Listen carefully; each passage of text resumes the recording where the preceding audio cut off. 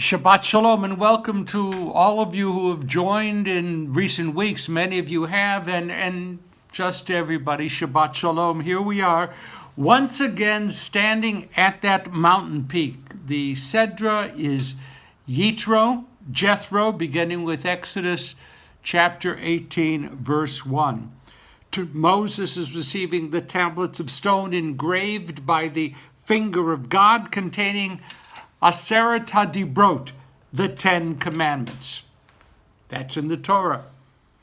But 3,000 years later, today, all around us in the Northern Hemisphere, we are encountering the sure signs of winter, heavy snowstorms, torrential rains, and the suffering of all those forced to live on the streets all across the world.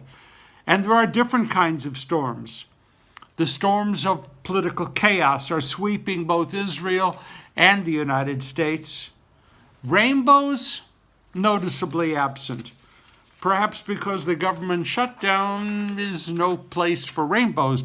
Nowhere is there a sense that this chaos will come to an end with a lowering of angry voices, the calming of raging disagreement. There is madness in the air, and speaking personally, I don't exactly believe that it's all because of the red wolf full moon that occurred last week. That hasn't made all of us meshuggah, but I mean, who knows?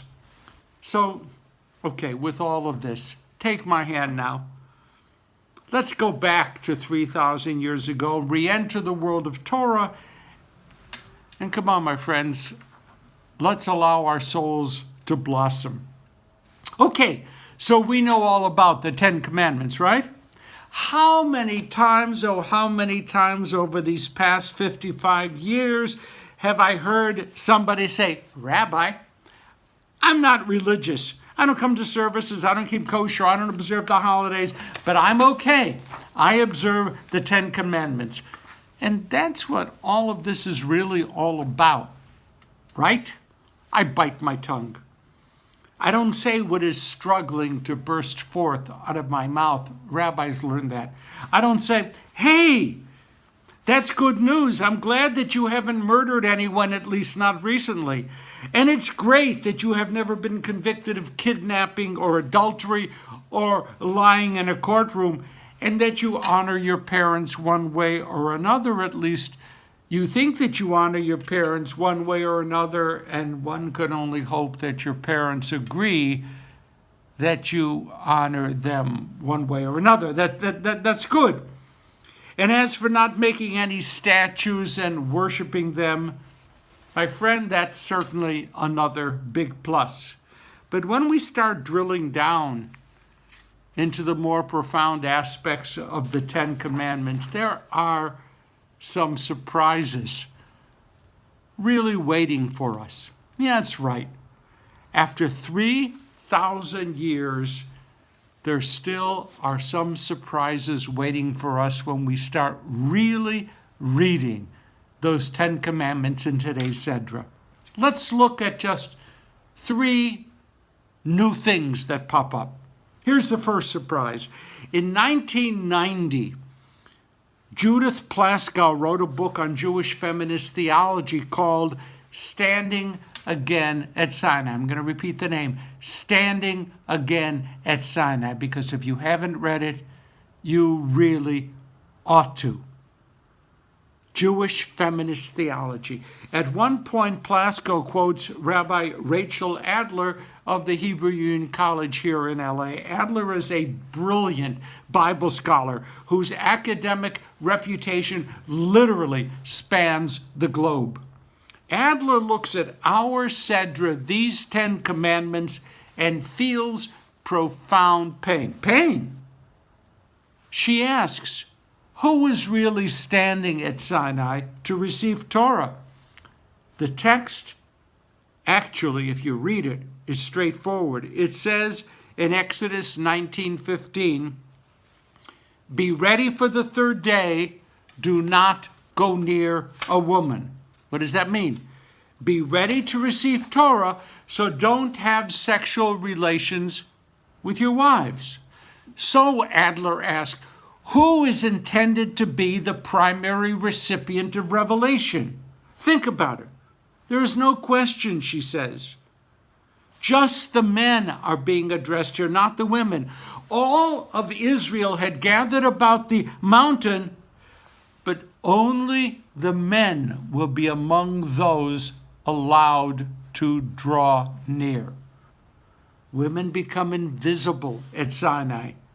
And if women were invisible then, things flow. Who could then blame men for assigning to women perpetual second-class status within the Jewish people? Adler states that she feels that exclusion each and every year as we read this Sedra.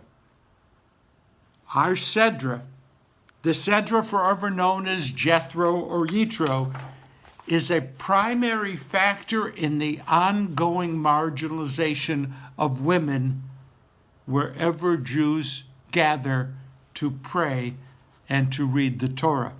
Okay, one new item. Let's continue to drill down. There's another issue that most often we see but don't bother to acknowledge. My friends, what is the first commandment? Think for a moment. That's not a trick question. I am the eternal God who brought you out of the land of Egypt, out of the house of slavery. First commandment. Obvious, right? Well, actually, it's not so obvious. If you look to Christian Bibles, when they print the Old Testament, the first commandment does not line up in the Christian Bible the way it does in the Jewish Bible, and there are other variants as well. The biggest problem is here in the first commandment. I am the Lord the God who brought you. Why is it even a commandment? What do we do with it?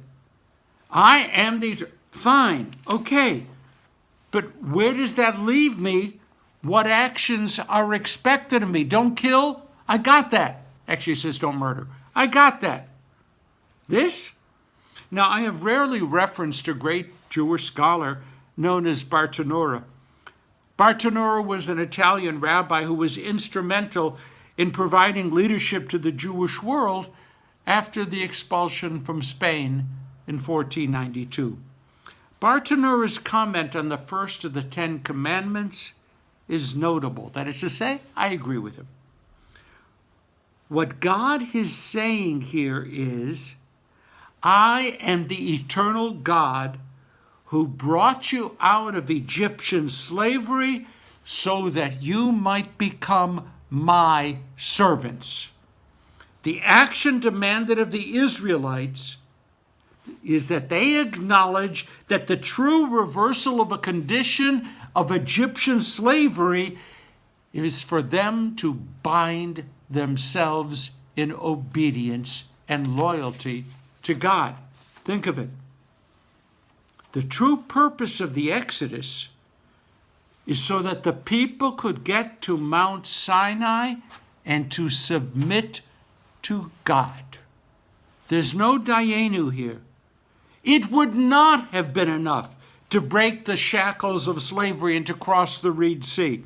True freedom for the Israelites will only occur, can only occur, when they submit to God.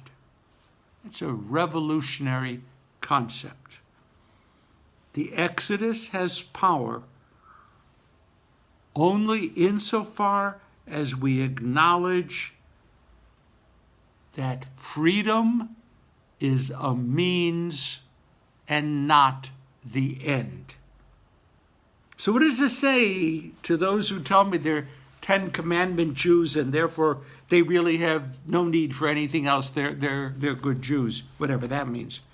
I guess we would have to indicate, because we're pastoral and kind, that we fully respect their perspectives, but that they really aren't in very good touch with what the 10 Commandments themselves actually have to say. For Jews, weird. True freedom is the freedom to embrace what we come to understand to be the will of God. True freedom is submission to the will of God. That's the second point. Pretty interesting. And that brings our drilling down to the third and final point. We owe ourselves the opportunity as adults to think about what role God really does play in our lives. The first commandment proclaims, I am God. I would like you to think again about it. Do you believe it?